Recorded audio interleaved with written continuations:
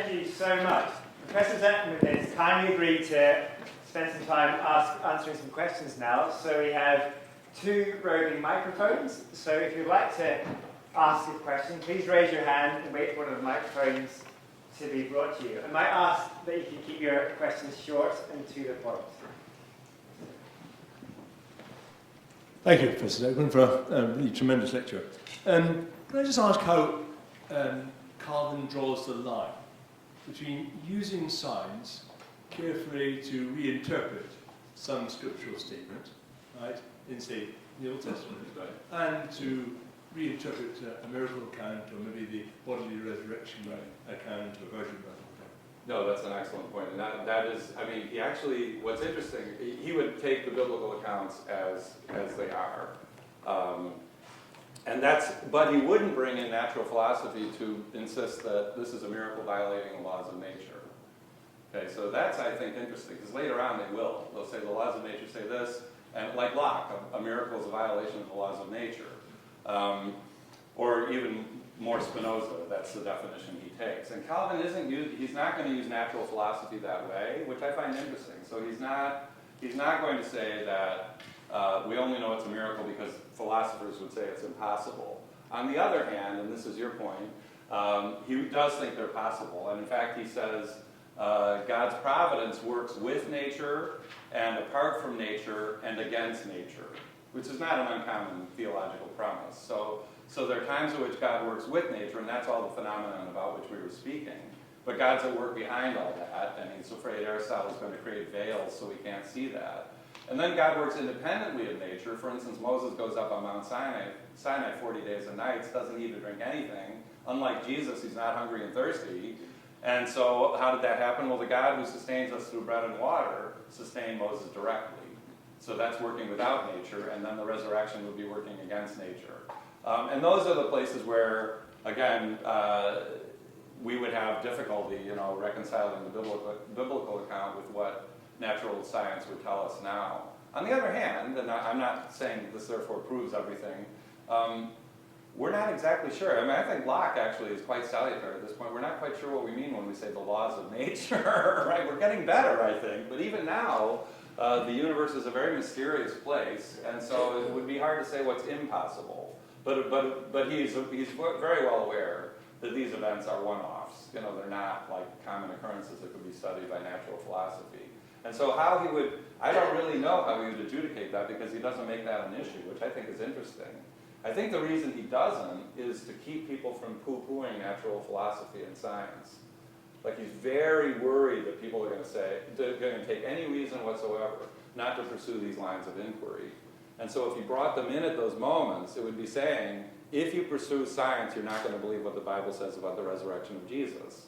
Now, actually, down the line, we know that's what happened, right? But not entirely. So I don't know. I mean, it's a really good question. I'm not quite sure. I'm really not quite sure how it gets answered. I mean, Schleiermacher later on will try to account for all religious piety, as he'd call it, Christian, Buddhist, Hindu, whatever, by means of, and also then the Redeemer, the appearance of the Redeemer in history, in a closed causal nexus. And yet, but to give the account of the uniqueness of Christ, he winds up doing the same thing. David Friedrich Strauss accuses him of this. He winds up doing the same thing at the end of the day that the Christians did with the doctrine of the Incarnation. That there's one person who's the ideal in history, and that's it. So it's still a difficult question to answer. But does that address your point? Right. Yeah. Thank you. Hi, thank you for the lecture. So this question was prompted by the alphabetic theology idea. Yeah. And I was curious to hear more about whether for Calvin different domains of scientific inquiry revealed more or less about God's nature or God's will, so the heavens above and the natural world we see around us on earth. Mm-hmm. So perhaps you could expand a bit on that. Yeah, no, you're absolutely right. And you can tell for him the heavens are the clearest manifestation of God's nature for him. And so he thinks that, but he wants us to move from the heavens then to the sun and the moon. And again, he thinks the sun is rolling around on its track every day. So that he's just like, and it just amazes him that it goes around like that, and the seasons and everything. But then he wants us to descend from that to the atmosphere, and then to the wild places where animals are actually being fed and cared for by God, apart from any human intervention whatsoever or human usefulness, and then to the cultivated regions, but which again were fruitful without any human intervention, and then to our environment. So it kind of has a start way out there and work your way down through various levels, and it's because the wisdom of God is the most clearly manifested, he thinks, in astronomy. And again, for him, all those bodies are moving and we're staying still. So it's the Ptolemaic spheres moving, which is just amazing to him. There's all this speed and everything, and yet nothing's smashing into anything else. Now we know galaxies are colliding, stars are exploding. He would be kind of surprised by that. But there was something. The universe itself, the universe outside of the Earth, is the clearest image of God for him in the world. And so you train your eyes to see that, and then you can start seeing similar things around you. But that's why he thinks in Psalm 19, David starts with looking at the heavens and then descends from there. So he actually thought there was an order of contemplation. If you read the Institutes, when he talks about the 6 days of creation, and then he talks about what we're to learn from that, the contemplating God's works, he starts with astronomy again. So that seems to be, that's why I think he calls it the alphabet of theology. And he says also that all errors would vanish. All theological errors and even idolatrous errors would vanish if we contemplated the universe. I actually think he's got a point. I mean, now I would say the universe is the clearest image of something close to infinity that we have. It's not infinite, but it's pretty close, And so you look back billions of light years to the earliest formation of galaxies, and that doesn't shrink your importance and the importance of your ideas and things and give you a sense that God is much greater than we could possibly imagine. I mean, I think that's the kind of thing he means also. And being the force that created and keeps all that in order, he would say is also one of the reasons it's the alphabet of theology. But yeah, you're very perceptive. He's also just kind of an astronomy nut. He just liked it. So anyway, thank you. Great. Time for one more question to final. Oh. Yeah, since I have the microphone, I might as well ask. How does this sense of wonder and awe at the natural world, is this essentially a part of what Calvin elsewhere calls the sensus divinitatis, or is it not at all? That's a really good question. I think it's more than that. It's actually the goal, because the sensus divinitatis, every human being has a sense of divinity implanted in them by God. That's part, the sense of equity I talked about is part of that. One of those divine impartations to every human being. And so every human being knows and is aware or feels that there is a God whom they should adore and obey.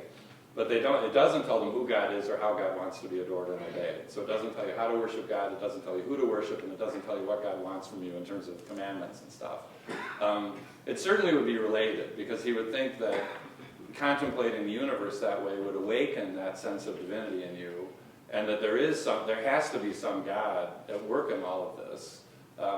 He never directly links the two, but I can't believe they're not related. He also calls the sense of divinity the sensus numinis, the sense of the numinous, which I actually like even better.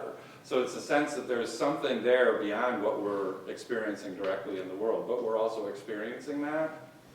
But the sense of divinity, the reason it's different is the sense of divinity is the beginning of our knowledge of God, and the admiration and wonder and silence, actually, in being reduced to nothing, is the goal. So you really know you know God when you can't talk about it anymore. Right? When you're beyond, and for a guy like Calvin who talked a lot and wrote even more, that's quite amazing. So his discussion of the Eucharist ends with this experience should take you beyond your ability to express it. The knowledge of God the Creator takes you beyond your ability to express it. But you have to have gone through all the teaching and the knowledge to get to that point. But it's a fuller form of knowledge than the sense of divinity would be. But I think your question is very perceptive. He would say that one of the problems with Aristotle would be then that the sense of divinity is being ignored in the scientist himself, in the natural philosopher himself. And it's, as you may know, brain science has been studying the brain and what one might call piety or the sense of the transcendent.